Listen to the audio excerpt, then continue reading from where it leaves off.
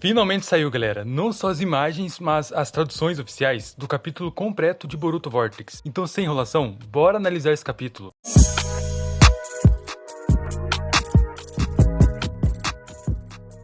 De início, vemos aqui a capa do capítulo com os dois da areia, o Araya e a Yodo, e começamos com a Sarada pensativa sobre a Sumire, que certamente isso mexeu com ela, e o Mitsuki só aqui percebendo que a Sarada não estava bem, enquanto eles observavam os dois Shinjus, onde a Matsuri fala sobre o sapo morto, e ela diz, olha só galera, que quem colocou o sapo ali foi o Boruto, e que era isso que as árvores estavam lhe dizendo. E o Ryu, tipo assim, como as árvores aqui no deserto, e a Matsuri fala que elas estão em todas as partes, até mesmo nas profundezas da terra. Ou seja, galera, a Matsuri consegue ouvir as árvores, então ela deve ter ali o estilo Mokuton, e é uma possibilidade, porque o Ryu, pelo visto, não conseguiu ouvir elas. E mais no detalhe, a Matsuri fala que o Boruto colocou o sapo ali, ou seja, talvez o meio dele se teleportar para o deserto, porque o sapo carregava o seu metal.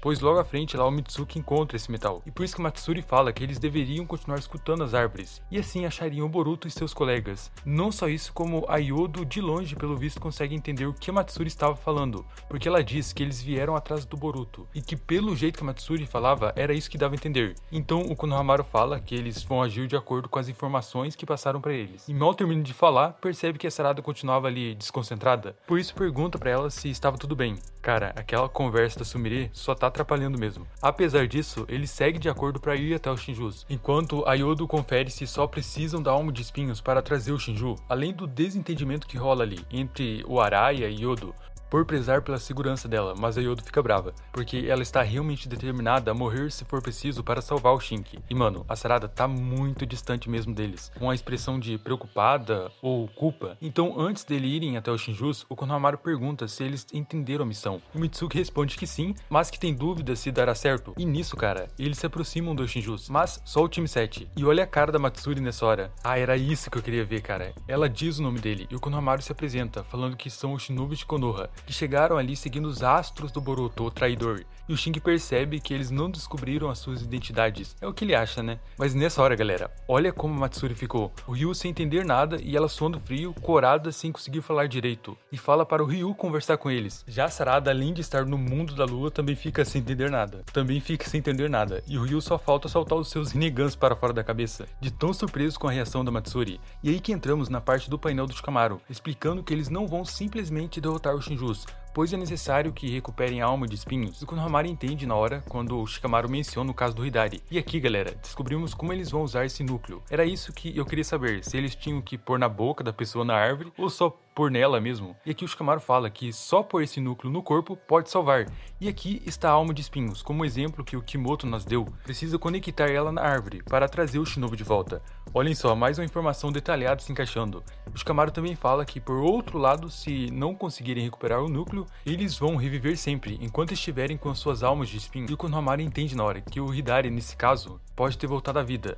E fala que compreendeu a missão, mas a pergunta dele era, tipo assim, da onde que o Shikamaru tinha pego tais informações? Porque vão muito além das que conseguiram no interrogatório lá do Boruto. E aqui, galera, diferente dos textos vazados, o Shikamaru não foi grosso, ele respondeu educadamente, e disse que as origens das informações eram extremamente confidenciais. Só foi mais rude nessa parte que ele diz que julgar se é verídico ou não, e até onde revelar, é algo que ele decide, e pergunta se o Konohamaru tinha alguma objeção.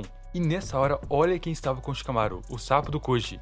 Ele é tão pequeno que não dá nem pra ver, escondido sobre o manto do Hokage. O Shikamaru fala que elaborou uma estratégia para lutar contra os Shinjus, a partir das informações que ele tem, porque as árvores humanoides são monstros com poderes extremos e que estavam atrás dos seus alvos, começando por ele e a Sarada, e por isso deveriam considerar os Shinjus inimigos. Apesar de tudo, não pode concluir como que eles fossem seres malignos, é que ele vê elas como filhotes de uma fera recém-nascida, porque pode até ser que eles não tenham uma intenção maligna definida, porque são feras fiéis aos seus instintos, são simplesmente puras, e é por essa pureza que seus poderes são perigosos, representando ali uma grande ameaça. Ou seja, eles vão agir de acordo com o que acha correto de devorar shinobis ou aqueles que escolheram como alvo. Então o Konohamaru acaba questionando, dizendo que não estava entendendo o rumo da conversa, porque no final eles terão que derrotar eles da mesma forma. E na hora, o Shikamaru para um pouco e diz para fazer amizade com eles. Nossa, amizade verdadeira é tudo, cara. E o Shikamaru explica que eles precisam dominar elas, porque ainda são filhotes inocentes. E mano, isso aqui foi muito cruel, só que não tem outra alternativa. O Shikamaru então fala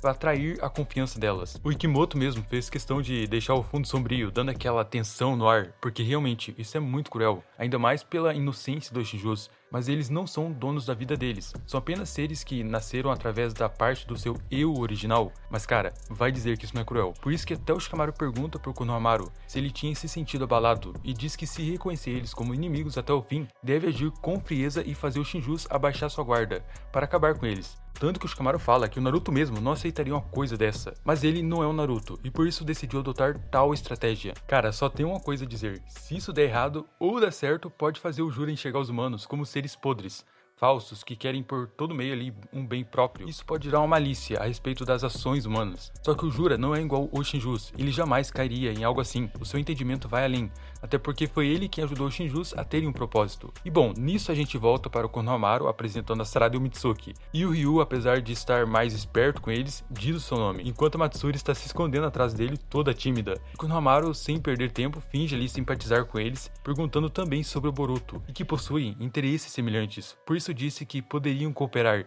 e Matsuri só aceita, só que ainda se escondendo. Cara, assim, eu não esperava uma reação dessa vindo dela, mas é altamente explicável isso. Só que na minha opinião, seria melhor que ela não tivesse esse lado. O que você acha disso? E também mais um detalhe, o sapo do Koji é minúsculo, cara, tamanho do dedo do Konohamaru praticamente. E nisso o Mitsuki fala que achou um pedaço de metal no chão, e que era o que o Boruto usava para viajar no espaço-tempo. E o Ryu e o Matsuri, sem saber disso, ficam ainda mais atentos. Então o Konohamaru fala que eles precisavam analisar melhor aos redores. Para isso precisaria se dividir em equipe, tudo para separar Matsuri do Ryu, dizendo para Sarada e o Mitsuki irem para outro canto. E volta a puxar o assunto com Matsuri e a Shinju se corando de novo, e não conseguindo nem respirar direito. Aí já é demais, né, cara? E a Sarada aqui chamando o Ryu para irem juntos procurar os rastros do Boruto, enquanto o Mitsuki, uma cobra como ele é mesmo, diz que tinha outros aliados na região, que estavam à espera deles, por isso iria apresentar o Ryu para ele. O Shinju tenta ali chamar Matsuri, porém o Konohamaru fala que estava tudo bem, eles iriam investigar ali juntos. Então a Sarada complementa dizendo que estava tudo bem, e o Ryu só aceita, e até fala que eles estavam ajudando bastante, e que o Jura respeita eles. Além de explicar mais alguns detalhes do Jura, enquanto a Sarada só fingindo não saber de nada. E aqui o Ryu revela o que pensou quando viu eles. Diz que sua ideia era dar um fim neles no início, mas que valeu a pena tentar conversar. Cara, pra mim, o Ryu está entendendo o que o time 7 estão planejando. É o que eu acho. E nisso a gente entra na parte do painel que explica a Matsuri estar toda estranha perto do Konohamaru. É porque Moegi ama ele, então a Matsuri, sendo seu clone, também gosta do Konohamaru. Mas o Shikamaru deixa claro que a própria Matsuri não sabe disso. Na verdade, ela não entendeu os sentimentos que possui, e que poderia fazer ela entrar em um estado confuso. Aí sim seria a chance perfeita para apunhalar Matsuri. Então voltamos para o Konohamaru e ele vê que a Matsuri segue estranha e fala para se sentar em algum lugar para conversar, enquanto a Matsuri fala que ela geralmente não age daquele jeito. Então o Konohamaru tenta acalmar ela, falando que não é estranho agir de tal forma. E depois dessa cena quase romântica, a gente tem o painel da Ida, e o Koji, através do sapo, pedindo pra ela, viu o que estava acontecendo no deserto. Mas a Ida segue com medo do Mamushi, só que o Koji fala que não tem problema, pois ele deve estar no esconderijo dele. Não precisava se preocupar em ser vista. Aqui o Koji não deu segurança não, galera, ele disse deve. E finalmente temos o Boruto com o Kajin Koji também, com o clone do Jiraiya falando que estava tudo bem, porque o Konohamaru conseguiu lá separar o Ryu e a Matsuri, enquanto o Boruto quer uma confirmação do que aconteceria a partir disso. Segundo o Koji, após o Konohamaru estar sozinho com Matsuri, a Sarada e o Mitsuki deveriam ser capazes de lidar com o Ryu e voltar para ajudar o Konohamaru.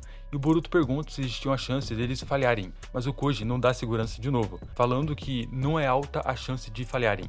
E mano, a personalidade do Boruto mudou muito mesmo, pois com um olhar sério ele responde, para não tentar enrolar ele, a sua pergunta é, qual seria a chance de dar certo? E o Koji responde que não importava qual seria a chance, ele não deveria agir, enquanto o Boruto segue ali tipo o Sasuke ouvindo o Koji dizendo, que assim como a Himawari, se ele agisse, o Jura também agiria, e desta vez, o Boruto iria de pé junto para o outro mundo. E cara, o Boruto não me parece que vai ficar parado se algo der errado. E lembram, né, que o Mitsuki está com o metal dele. Então ele vai aparecer na frente dele e da Sarada se algo der errado. E eu tenho um ponto para isso, mas vou deixar para discutir em outro vídeo. Depois disso, temos o Jura em Konoha e a equipe sensorial dizendo que detectaram o chakra dele, que sua localização era a loja de livros. Mas o Shikamaru disse para não ligar para isso. E o Jura aqui só pegando livros e falando para ficar com o troco. Mano, Que vilão bom.